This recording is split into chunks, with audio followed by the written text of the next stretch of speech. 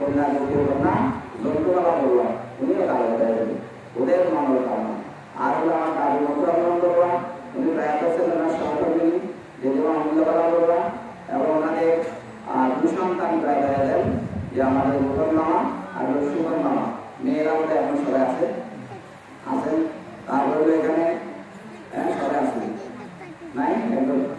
একটা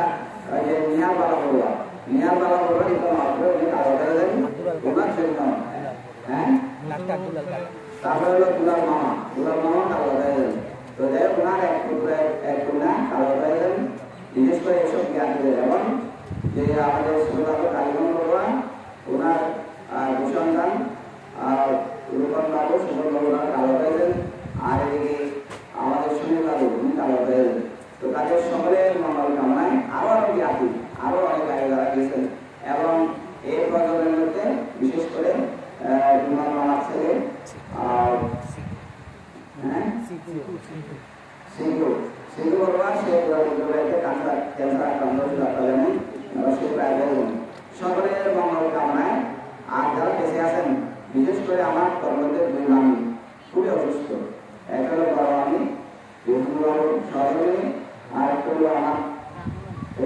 আমাদের জ্ঞানের জন্য ধর্মের জন্য সমাজের জন্য অনেক ত্যাগ করেছেন এই মানুষ যাদের মানুষ বলবা উনিও খুবই অসুস্থ অনেকদিন ধরে উনি অসুস্থ কষ্ট পাচ্ছেন আরো যারা ব্যাধিতে নানা কাজে ধর্মের আপনারা শুনেছেন আমি আর ধর্ম প্রতিযোগী করবো না এদের মঙ্গল কামনায় এবং সেগুলো যে প্রয়াত হয়েছে অসময়ে তার স্ত্রী রয়েছে এবং তার একটা মাত্র ছেলে এই ছেলেকে সবাই মিলে সম্মিলিত হয়ে এই বড় অনুষ্ঠানের মাধ্যমে ঐতিহাসিক অনুষ্ঠানের মাধ্যমে তাকে ধর্মে দীক্ষাদান করা আজকে জ্ঞাতিগুলার বিপ্লব দান যেদিন থেকে আপনারা এই চেতনা অন্তরে জাগ্রত করেন তা গত বছর করার কথা ছিল আমি যেহেতু ছিলাম না দেখেছিলাম না শ্রীলঙ্কা থাকার কারণে সেটা পাই নাই এবার আমাদের সভা হয়েছে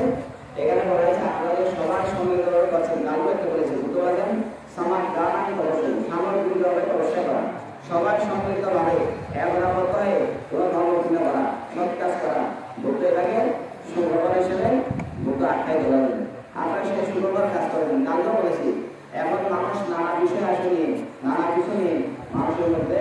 মানে দূরত্ব অনেক বেড়ে যাচ্ছে একে অন্যের থেকে বিচ্ছিন্ন হয়ে যাচ্ছে দূরে চলে যাচ্ছে নানা কারণে মানবতানের কারণে দূরে চলে যাচ্ছে তারপর হলো জায়গা সম্পদের কারণে স্বার্থের কারণে দূরে চলে যাচ্ছে এই ধরনের ধর্মীয় অনুষ্ঠানগুলো আমাদেরকে পৃথিবীর বন্ধনে আবদ্ধ করতে একতাবদ্ধ হতে আন্তরিকতা সৃষ্টি করতে ভাতৃত্ব সৃষ্টি করতে মতের বন্ধন সৃষ্টি করতে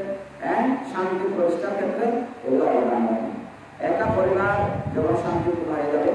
একটা বাড়ি যখন শান্তিপূর্ণ হয়ে যাবে আস্তে আস্তে এটা দেখা যায় আর এটা দেখেন দেশের মধ্যে যখন বিশৃঙ্খলা সৃষ্টি হয়েছে এই জিনিস নিয়ে যাচ্ছে এই জিনিস অরাজকতা যে যেদিকে পাচ্ছে নিয়ে যাচ্ছে এটা একটা ট্র্যাক যে যেদিকে পাচ্ছে তখন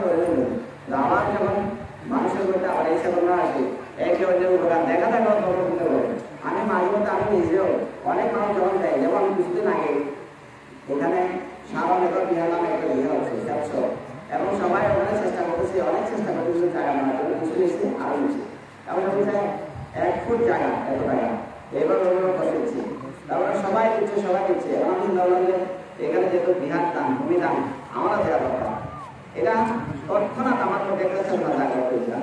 তৎক্ষণাৎ আমি ঠিক আছে যাক আমিও কিছু টাকা দিলাম সেই সময় তৎক্ষণাৎ আমি বললাম ঠিক আছে আমার থেকে 1,000 টাকা নাও বিহারের ভূমিকা করার জন্য অর্থাৎ কি ভালো কাজ যখন মানুষ করে যেমন আমি মাঝে মধ্যে এখন আমাদের বিহারের মাঠে কাটার কাজ করেছে তারপর ভালো কাজ করেছে অনেক কাজে বেশি উৎসাহিত করে একজন থেকে যখন দেখে আরেকজন যখন কি করে এটা দেখা দেখা আরেকজন দেওয়ার জন্য উৎসাহ নয় আজকে প্রায় 1 মাস ধরে চলবে এই 1 মাস আগে দিতে পারে নাই তার তখন সেই চিত্র উৎপন্ন হয় নাই তখন আমি অনুভব করে দিলাম তখন আরেকজন চিন্তা করছে আমিও বুঝতে পারি এইভাবে দেখা দেখা ধর্ম দেখা দেখা কর্ম দেখা দেখা মানুষ সত্যকর্ম করে দেখা দেখা মানুষ অসত্যকর্ম করে আচ্ছা আপনাদের সাথে আরেকজন এখানে এই বাইরে খুবই বাইরা মানুষ কিন্তু এই বাড়িতে এসে যখন বসবাস করতেছেন আপনাদের সদস্য মধ্যে আছে সেও আপনাদের সাথে খুব সময় এখানে অংশগ্রহণ করে এবং আপনারা যারা যারা এখানে অংশগ্রহণ করেছেন যেদিন থেকে আপনারা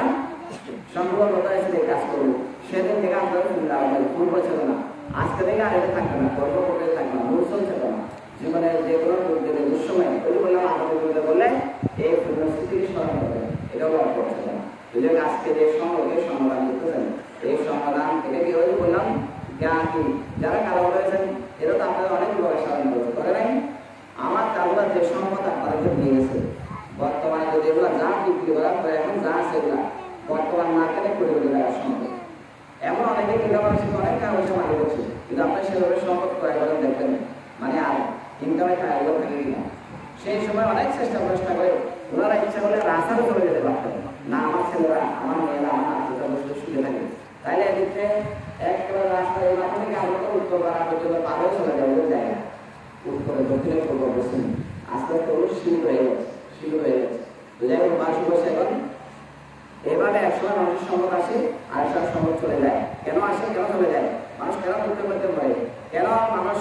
অর্থ সম্পদ তারা গেলে শূন্য যাওয়া আস্তে আস্তে দুর্বল হয়ে যায়, কেন আমার মানুষ ধনী হয়, অর্থবিদ্যার মালিক হয়, জ্ঞানী হয়, এগুলা কি শূন্য সম্পদ করা যায়। শূন্য কি, দান একটা শূন্য কর্ম, শিল্প পালন একটা শূন্য কর্ম, ভাবনা একটা শূন্য কর্ম, ধর্ম দান দেওয়া একটা শূন্য, ধর্ম আলোচনা করা একটা শূন্য কর্ম। আর কি যে সেবা, কার সেবা, নিত্য মানুষের সেবা, রোগীর সেবা, মাতা পিতার সেবা, শ্বশুর সেবা, জনসেবা, বহু রকমের সেবা, সেবা একটা শূন্য কর্ম। তারপরে হলো কি শূন্য দান, শূন্য অনুমোদন, এই 10 প্রকার বিষয়। এই 10 প্রকার বিষয় যারা করবে তাদের জীবনের অত্যন্ত অবনতি কোনো হবে না। যাই হোক এই যে সম্পর্কে দান দিচ্ছেন এগুলো এক একটা জীবন রক্ষা করা,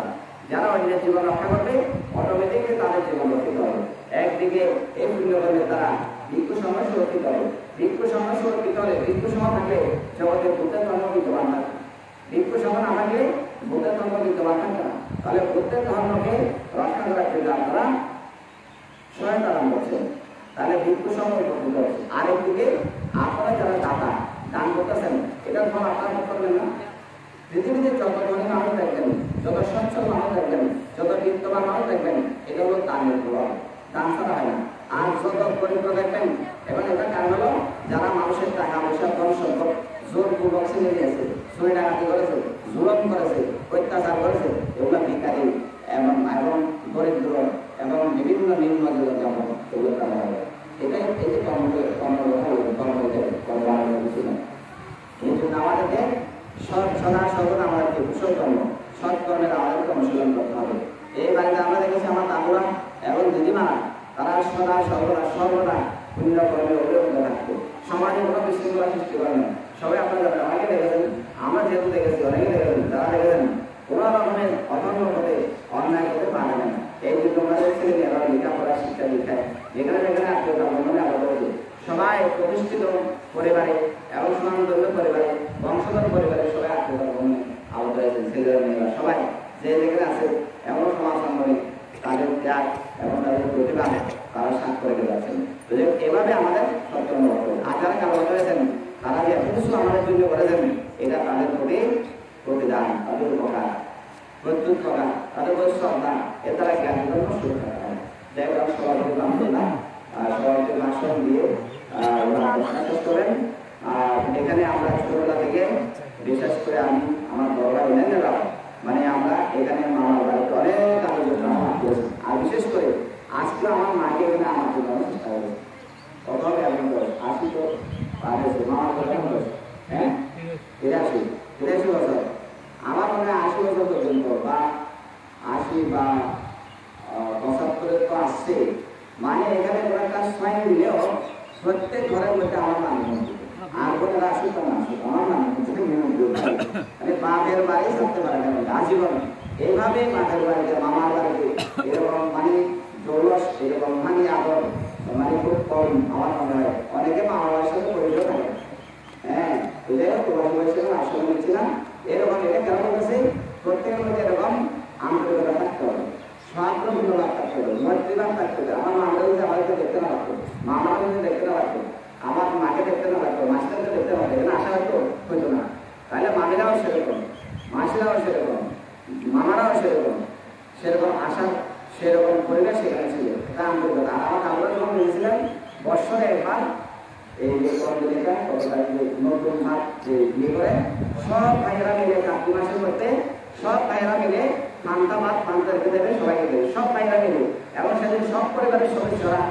একসাথে বসে পান্তা রাখবে এবং এটা আস্তে আস্তে উঠে যাচ্ছে। এইটা যেন বজায় থাকে।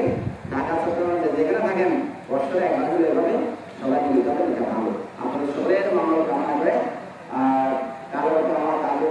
দিদিমা মামারা যারা মামলা যারা কালো সকলে সর্বাঙ্গীন মঙ্গল কামনা করে খুব সম্ভবত নাম প্রভাইদের মধ্যে কেউ একজন সবাই বেঁচে আছে মনে হয়।